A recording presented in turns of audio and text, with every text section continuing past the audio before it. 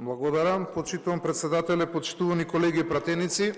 Јас би сакал да се обратам по оваа точка за да продискутираме малце генерално околу работите кои што се случуваат. Прва работа,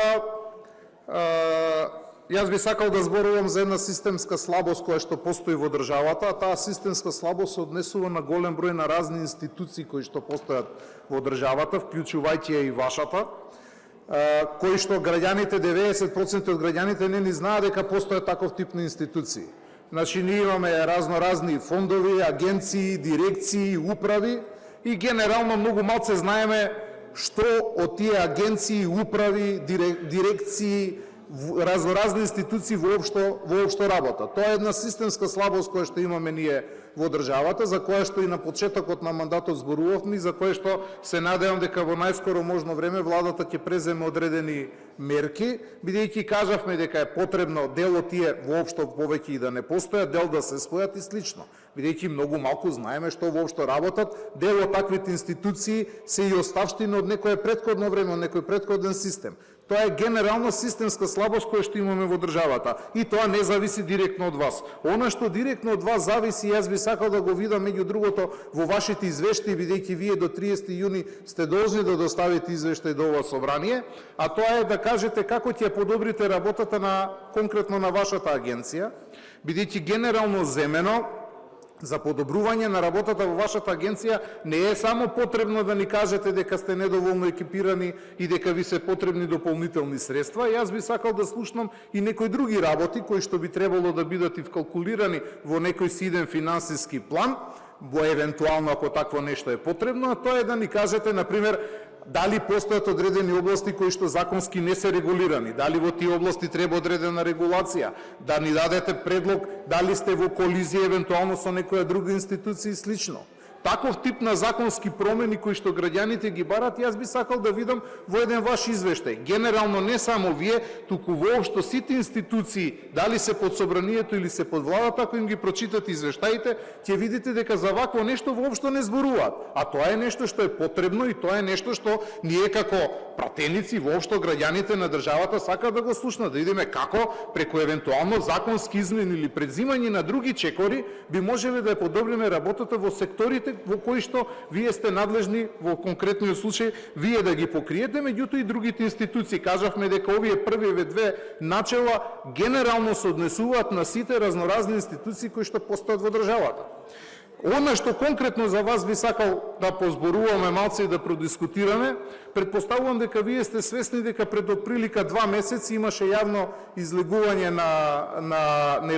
од надлежните институции и кажа дека картелски се здружиле 10 осигурителни компании и заради своето картелско здружување тие, значи, ги зголемиле цените при осигурување на возило, при регистрација на возило. Тоа е нешто што беше утврдено од Комисијата за спречување на корупција, ако се сеќавате на тој случај. Бидејќи вие сте одговорни и велите дека го уредувате пазарот на осигурителни компании и велите во вашето и сегашно излагање воопшто во финансискиот план дека се грижите и за корисниците, како во овој случај ние сме се грижеле за корисниците. Сега се поставува прашањето, ќе ги вратиме парите на луѓето кои што бесправно им се наплатени, односно бидејќи овие се договориле, значи повеќе пари да им наплаќаат на луѓето, ќе ги вратиме тие пари према луѓето. Нема да ги вратиме тие пари према луѓето, се намали регистрациите на возилата. Не се намали регистрациите на возилата. Што направивме ние? Само ги казнивме, тоа е добро што ги казнивме, јас јавно го пофалив тоа, ги казнивме со 17 милиони денари и овие 10 осигурителни компании. Но како ќе го регулираме ние пазарот ако продолжи понатаму истата работа да се случува? Ваков тип на предлози, ако не зависи ово од вас, но ваков тип на предлози, како да се уреди за до ова вакво нешто да не дојде и кој има одговорност во државата да ги исплатиме сега тие луѓе, такво нешто јас сакам да видам во извештаите кои што ги пуштат и таков предлог да дојде од вас, бидејќи ние не сме стручни во областа, но ги гледаме проблемите и сакаме да знаеме како да ги уредиме и како да ги решиме тие проблеми. Кога сме кај ова прашање, меѓу граѓаните провеува еден став дека ние за џабе плаќаме зелен картон во нашата држава. Како тоа сите овие осигурителни компании се многу моќни, кажуваат колку се они интернационални, имале представништва во 15, 20, 30 држави низ светот, ама не можеш граница да поминеш без зелен картон. Зошто го плаќаме ние тоа осигурување надвор од државата и само ние го плаќаме како држава? Каде е тука проблемот? Кој ќе го регулира овој статус, ова право на граѓаните? Вие треба сега да ни кажете, потребни ни се некакви меѓународни договори за укинување, имаме друг проблем. Зошто овие осигурителни компании ни го осигуруваат возилото во државата, треба да го осигуруваме возилото и надвор од државата кога поминуваме? Каде е тука проблемот? И сега очекуваме од вашата агенција, бидејќи вие сте за осигурување, нели агенција, сега очекуваме предлог да ни дадете како да го надминеме овој проблем. Тоа е едно од очекувањата кои што ги имаме. Еве јас лично како пратеник очекувам од вас да прочитам што све треба да се преземе за во нашата држава повеќе да не плаќаме зелен картон или не по ваквите цени како што ги плаќаме. Оти мене ми делува дека само ги богатиме осигурителните компании. Не гледам што имаме ќар ние како граѓани од тоа и зошто само ние во регионот тоа да го правиме. Третото прашање, бидејќи гледам дека и вие имате предвидено во вашиот финансиски план, викате осигурување за патничко осигурување на вработените. Имате предвидено околу 1 милион денари, така сте пишале во финансискиот план. Предпоставувам знаете дека законски не е потребно да ги осигурате вашите луѓе, но меѓутоа предпоставувам имате одреден колективен договор, па врз основа на тоа се уште плаќате осигурување на вработените.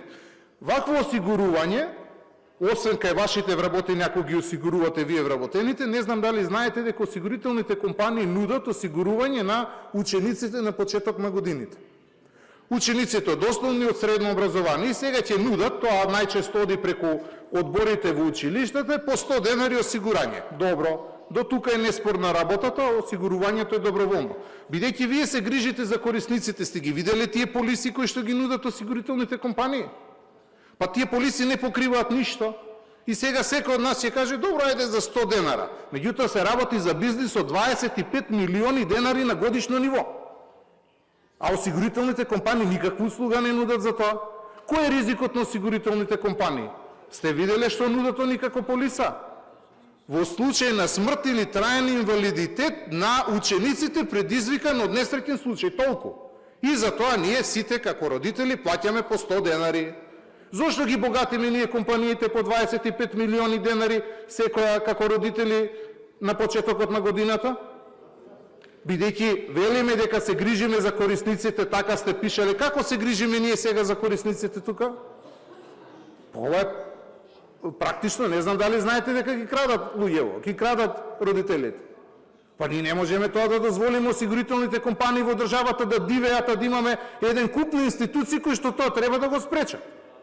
И токму поради тоа јас сакав и се јавив на вашиот финансиски извештај да ви кажам дека очекувам, ако веќе постоите како институција и вие и ред други институции, да имаме некаков ќар од постоењето на вашата и на другите институции како вашите институции.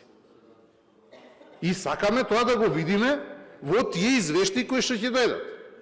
Бидејќи вака делува дека граѓаните во државата се незаштитени, а осигурителните компании некако како да сме должни да ги плаќаме и да ги богатиме.